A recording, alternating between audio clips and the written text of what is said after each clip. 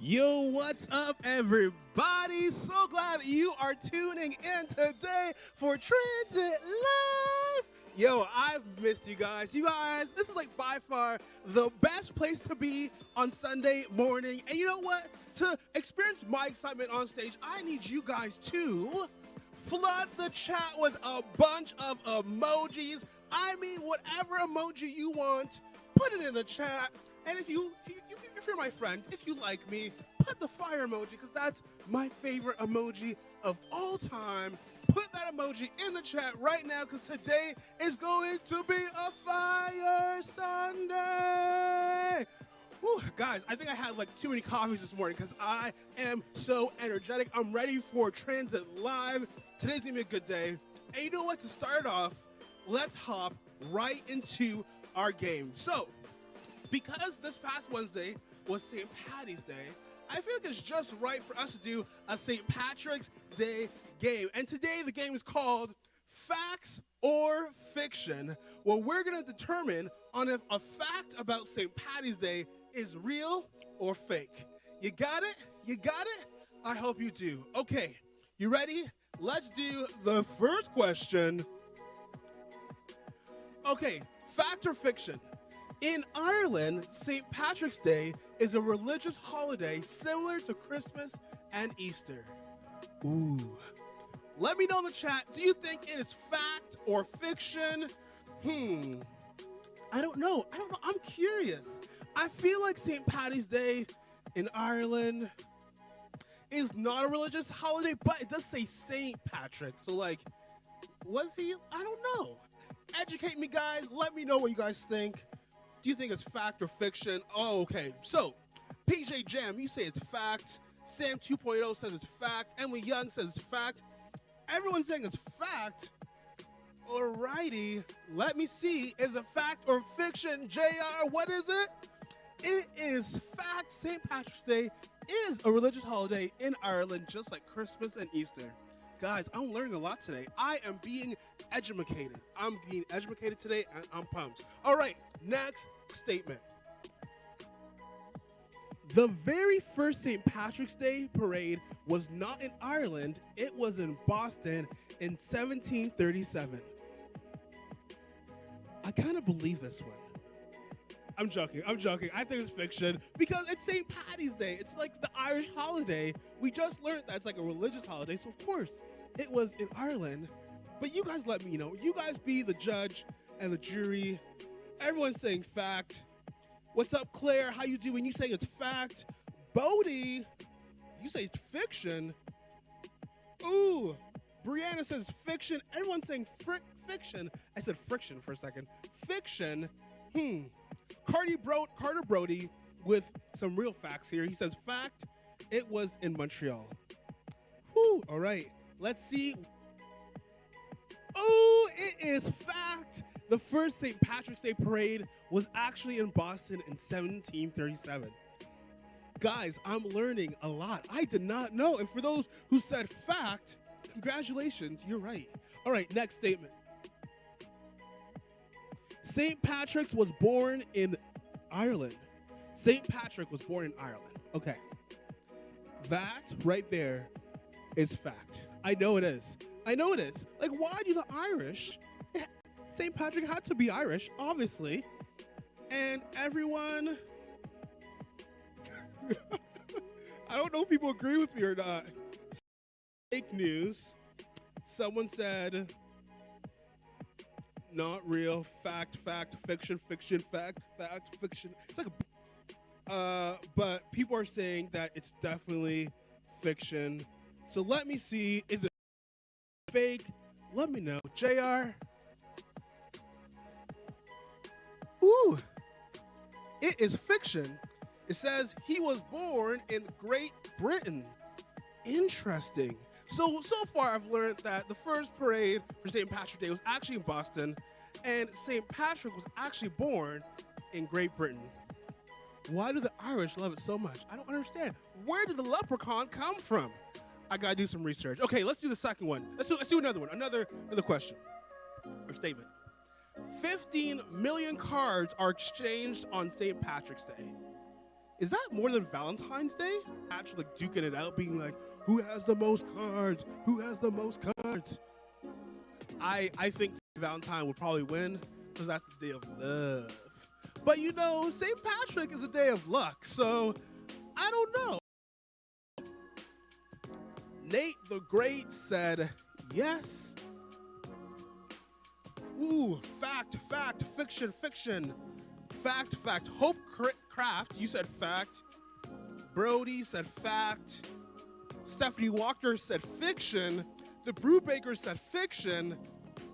Sam 2.0, you said fact. Okay, I'm gonna hold you to that, okay? Is it fact or fiction? Who's gonna win this round? Let's see, JR. It is fact. St. Million cards exchanged on St. Patrick's Day. Okay, do you guys exchange cards on St. Patrick's Day? I don't really do that much on St. Patrick's Day. Like that's crazy. That's interesting. Like I know a lot of people, you know, make green pancakes or like get the Shamrock Shake from McDonald's or you know like make green eggs and ham. I know that's a thing, but like who really exchanges cards? I mind to adopt that and start sending out cards. For two more, let's do next one. Next. Last thing. Oh, there it is. Okay. There are 60 million U.S. residents who are Irish ancestry. And did I say that right? Ancestry? Yes. There are ascendants from Ireland. There we go. Okay. 60 million U.S. residents who are Irish ancestry. I can't pronounce that word today. I don't know what it is. I think I need some water. All right. People are showing fact.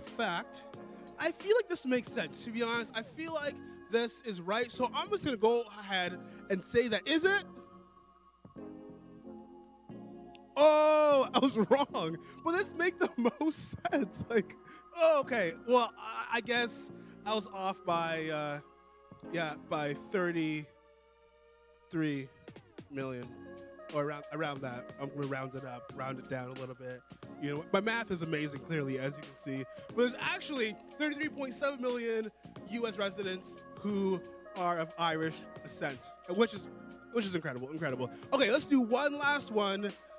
JR, pop it on the screen. 1 in 161 Americans is named Patrick. I don't know. Patrick. Is that a popular name? Let's ask Siri. Hey Siri, is St. Patrick a popular name? St. Patrick a popular name? Check it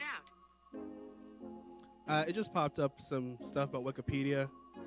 But what it does say is St. Patrick was born in the 4th century in Britain and was very wealthy. And doesn't say anything about his name. But I do think that St. Patrick is not that common. I think I agree with this. 1 in 161 Americans is named Patrick. Let's see if that's right. Hey! Siri, help me out. You know, she's my homie. Ooh, well, that is the game for today. Talking about St. Patrick's Day. I hope you guys had a great Wednesday. But hey, if you're tuning in and you're new and you're like, yo, what is happening here? I just gotta say welcome. What's up? My name is Danelle, the transit team here, and I'm so pumped that you have joined us today. And hey, if you are brand new, this is what I need you to do, okay? I need you to look in our description, click on the new here link, fill it out so you can get some transit swag. Transit swag. Pew! Do it. You're going to love it. The swag's going to come to your doorstep in just a few weeks to make sure you fill that form and we can get it to you. And hey, I want to let you know that transit exists to help students discover a faith of their own. It's also a place where you can come and have fun and also invite your friends. And talking about inviting your friends, okay? This is what I need everybody in the chat to do right now, okay? If you haven't done it yet, I need you to subscribe. like the video as many times as you can. And share it with a friend. Share it with a friend on Discord, in Messenger. Well, your mom probably doesn't want to watch it, but share it with your friends. Make sure you tell your friends, because today we are hopping into our 4th week of talking about our series called Do Something. We're talking about the injustices of this world, and I'm super pumped because we're going to continue to talk about being a part of the solution and not the problem. And this month, we've been recognizing the many people who've helped Canada, the many people that have been a big impact in Canada for us. And today, we're going to be talking about a special woman because, this month is National Women's Month. Her name is Elsie McGill. Now, Elsie is amazing. She was diagnosed with polio, and she was also a woman. Now, those two things back then were two not great things. Okay, she was told that she wasn't able to do a lot, but Elsie was like, no. I got some drive in me. I got some grit. I got some determination. I'm going to do more than what you say I can't. So she became a chief engineer of a fire plane factory in World War II. She was the first woman to design an aircraft, and because of her leadership and impact in World War II, she was able to save thousands and thousands of people. And to top it off, she was like, you know what? There aren't a lot of jobs for women in my industry right now, so I want to make an entire factory where just women are going to be able to work and create these aircraft. So she created so many jobs for women back then. See, she realized that, hey, people were discarding her because of her disease and because of her gender, but she was like, no, I don't care what society says. I have so much in me that I want to be able to give to the world, and she stepped up and stepped out and made a major change here in our country. And today we're going to continue that conversation on what it looks like to be a part of that change. And my boy Caleb, he's going to come and bring the word. Before we do that, I'm just going to pray. Let me pray. Father God, I thank you and I praise you for who you are. God, I thank you so much for this time giving us to come together, talk about what it looks like to be a change in our own backyard, God, what it means to allow you to work through us and in us. And God, I pray that for everyone who's watching this message right now, God, be able to be with them, speak to them. In your name we pray. Amen.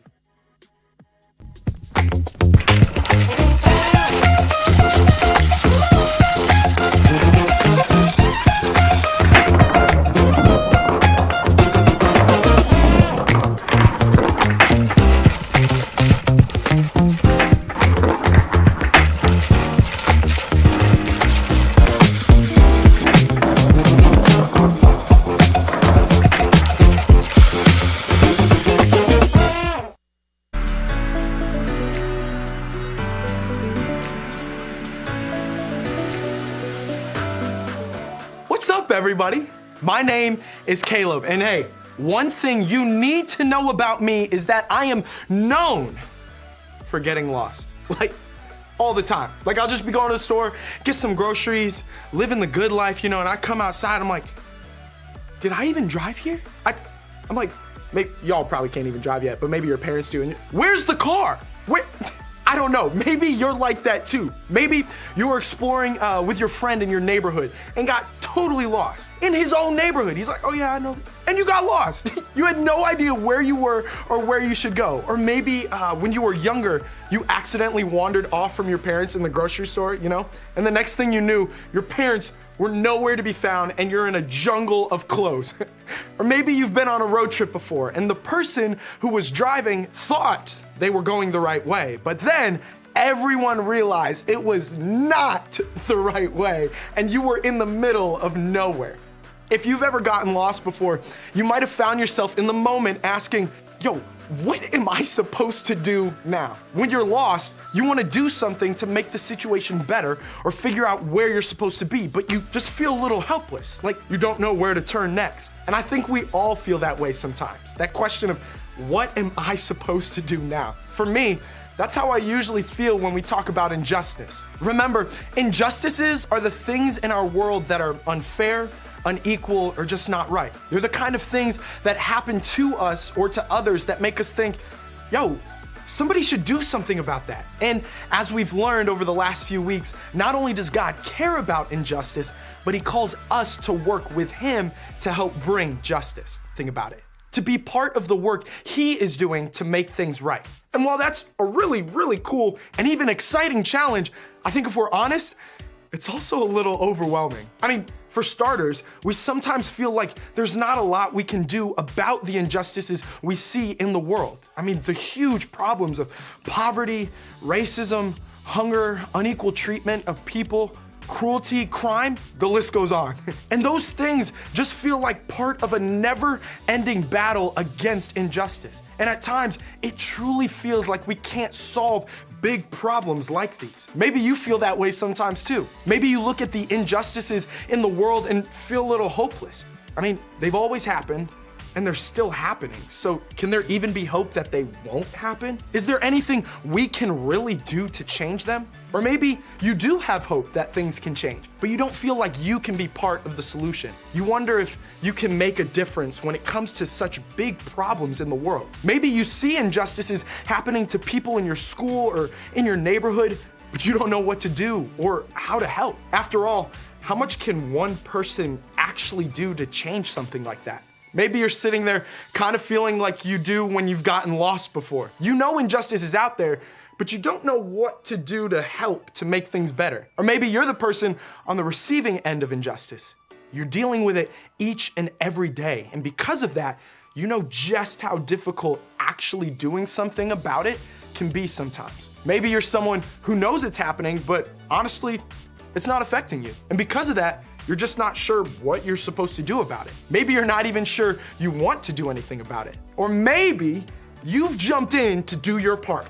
You've spoken up, you've shown up whenever you see injustice, and maybe you've even seen some progress in your fight. Let's go, come on, keep going. But because of that, you know that the work to fight injustice is really hard. And maybe if you can keep going. You're not sure if you can stay in the fight because honestly, it's a lot. And yo, all of that, I totally get it. Because you're right. Standing up and doing something about injustice isn't easy. It's overwhelming. It's something that feels like somebody bigger or stronger or older or more powerful should be doing. It feels like something somebody needs. Well, here's what I want you to know today. You are somebody. What? Crazy, I know. You are somebody. And whether you realize it or not, I believe that you could be the somebody to start doing something and keep doing something about the injustices that you see and care about in the world around you. Now, to help us out here, I want to talk about a guy named James. And what's interesting about James is that he was actually the half-brother of Jesus, back to life. I love how we just say that like it's a normal thing. So yeah, my God, Jesus, he died. He's back to life. No biggie. James became a leader of the early church. And during that time, James wrote a letter to a group of Christians who were facing injustice in their world. And James wanted to encourage and challenge them. He did so by saying this: suppose a brother or sister is without clothes and daily food. If one of you says to them, go in peace, keep warm and well fed, but does nothing about their physical needs, what good is it? It's a little harsh. James was basically saying, hey, when you see an injustice, you have to do more than just offer a few words and walk away. You have to do more than just hope it changes, but still hope that it changes. If you don't do anything to actually, what good is it? I think this bold statement stings just a little bit because if we're honest, that's what when we're faced with the hugeness of a problem that we don't know how to solve, we often just settle for simple words over actual actions. We join the hundreds or thousands or even millions of people waiting for and praying for somebody to actually do something. And if we're the ones hurting, sometimes we even give up hope that something can or will actually happen to make it right. But in that, we miss the opportunity God may be giving us to be part of the answer, to be that somebody who can do something. James went on to explain that as followers of Jesus, our response to injustice is directly connected to our faith. He said this: in the same way, faith by itself, if it is not accompanied by action, is dead. Whew. James was saying here that our faith and our actions Yo, they're connected. If we say that we have faith, but it doesn't motivate us to do something, then something about our faith is dead. Something about our faith isn't quite right. And here's why that's a big deal. Living a life of faith is about becoming more like Jesus. And even if you've missed every part of this series so far, here's the part I want you to always remember. When it came to injustice, and when we make that shift to allow our prayers and words that motivate you to act, those things that hurt you and the people you love, those things are wrongs in the world that God wants to see made right. And He created you and me to be the somebodies, that's a weird word, somebodies. He created you and me to be the somebodies to do something about it. Not just talk about it, but to be about it. Come on. To act on it and to keep acting as a reflection of our faith in God who cares about injustice. Then others around us can see the God who cares about injustice too. When it comes to injustice, never stop doing something. And I know it may feel actions won't have any effect on such giant problems. There's still that. Changes.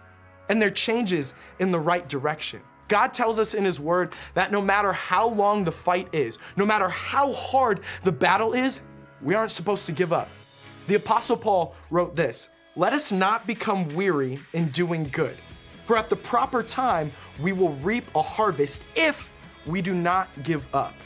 Therefore, as we have opportunity, let us do good to all people." Don't get weary when you're doing good, Paul said. In other words, don't give up. Don't give in when the good work gets hard. Instead, keep going, keep working, keep fighting. Paul used farming language to make this point. And while most of us aren't farmers, and maybe you are, sorry for assuming, it still totally applies to us. He said not to become weary of doing good because we'll get a harvest. That means at the right time, we'll see the benefits of the work we've put in. See, fighting injustice is like planting a seed.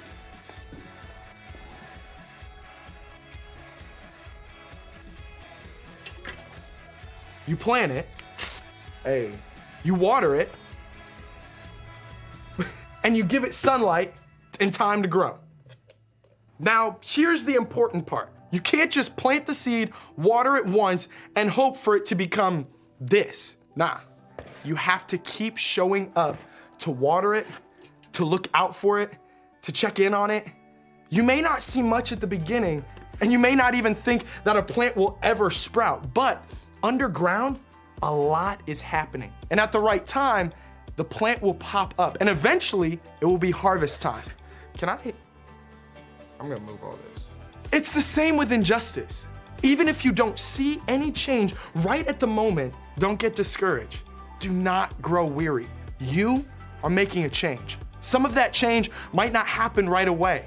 And God is working in ways you might not be able to see. So don't give up. Keep doing good to all people. When it comes to injustice, never stop doing something. We actually have the power to set off a chain reaction when it comes to fighting injustice, setting things up first. Now, before an action can happen, we have to actually see the injustice. And we've learned that God is doing something about injustice by using each of us. And today, we're reminded when it comes to injustice that we should never stop doing something.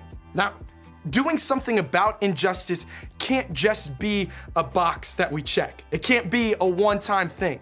We can't be the somebody who does something once, and never does it again. If we want to be people who show others that God cares about injustice, keep acting and keep working together. When it comes to injustice, never stop doing something. God calls us to a lifelong attitude of justice and continued action as we live out our faith.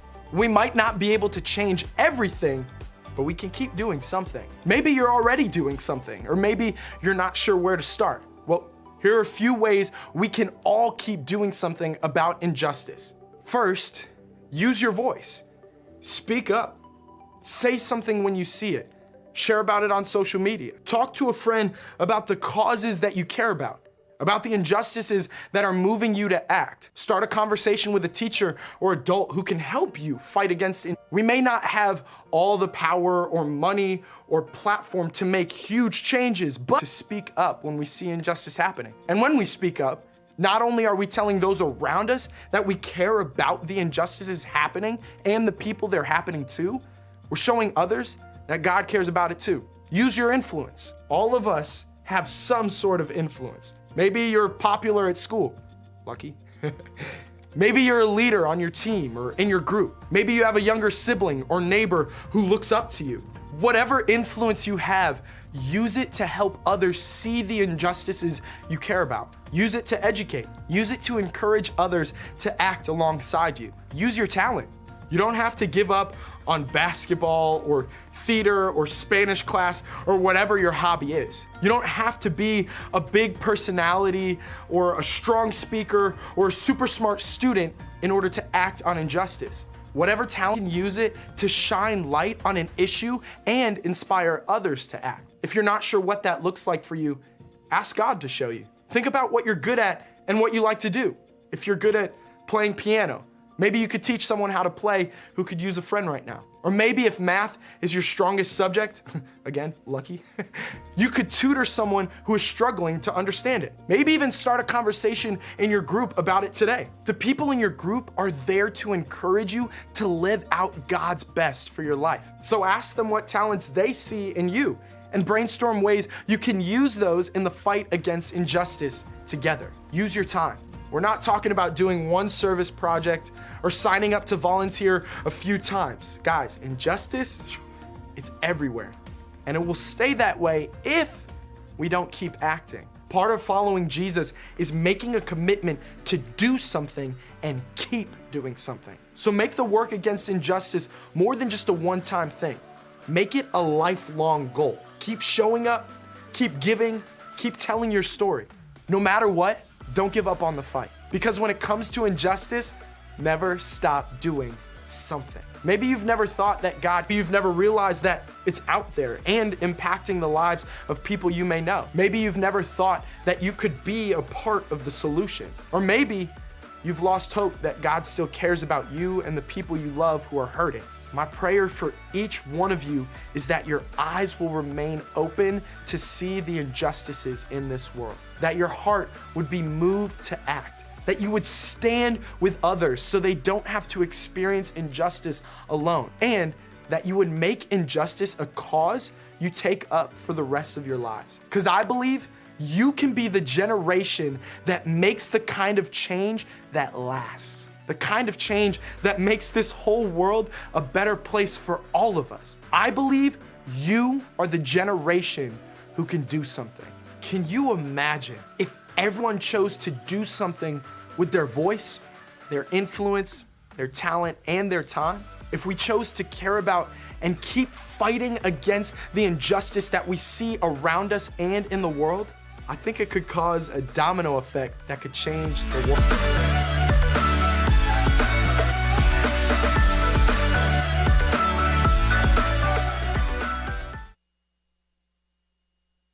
Wow. Okay, guys, I just want to say thank you so much for staying a part of that message. I know it was a little laggy, but I'm grateful because the message still was amazing in the sense of their bottom line, which was, hey, don't forget that you are somebody. So often we want to try to put in the work. We want to get the great outcome, but we don't want to put in the work. I love the illustration that actually Caleb was saying about the flower pot. Like, so often we want to have a beautiful flower, and then we water it once, and we leave it, and maybe you're like, okay, you want to get a beautiful flower, but actually you have to do it over and over again, to water it over and over again, add some more sunlight, make sure that it has the nutrients in order for it to have the great outcome. See, when it comes to injustices, we can't just post something on our social media or say something. We also have to do something. And that's this entire message, this entire series is talking about, hey, we need to be doing something in order to fight injustice. That somebody that we talk about, that person that we're like, hey, somebody to do something, you are that somebody. We are that somebody. Hey, I'm excited for you guys to be talking more in your small group about what it looks like to fight injustice in your own backyard, on your sports team, whatever that might look like, even online, what it looks like to fight injustice in our own backyard. But hey, before we guys go into your small groups, I got a question for you guys, which comes with a prize, of course. And the question is, lucky guess. You have to guess what number and 50. Oh, hey JB, can you grab me my cellular device? Thinking between 1 and 50. Think about it. Think about it. Put it in the chat. Let me know. Thanks, JB. All right. Let's see. Who's gonna get it?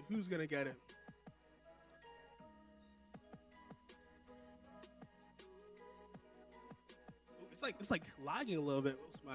Keep moving side to side. Okay, so I'm just gonna tell you the number that I'm thinking between 1 and 50. And what's the prize? You might be asking, what's the prize for this game? That's a good question. Hey sponsors, what's the prize for this game?